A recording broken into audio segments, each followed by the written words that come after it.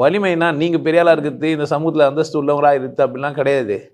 பிறர் நல்லா இருக்கணும்னு விட்டுறான்ல, அவன் தான் வலிமையானவன்.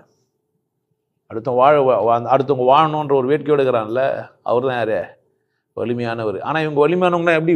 போய் ஒரு 200 பேர் தூங்கினாருன்னா, இல்லை நல்ல பாட்டு எழுதினாருன்னா, இல்லை சிறந்த பேச்சாளராக இருந்தாருன்னா, 10 பேர் மதிக்கிற மாதிரியான ஒரு அந்தஸ்தான ஒரு இடத்துக்கு போயிட்டாருன்னா, ஒரு மாடி வீடெலாம் கெட்டாருன்னா, அப்படி தானே? அவங்களாம் வலிமையானவராக நம்ம சொல்லுகிறோம். அதுவாக வலிமையானவரே?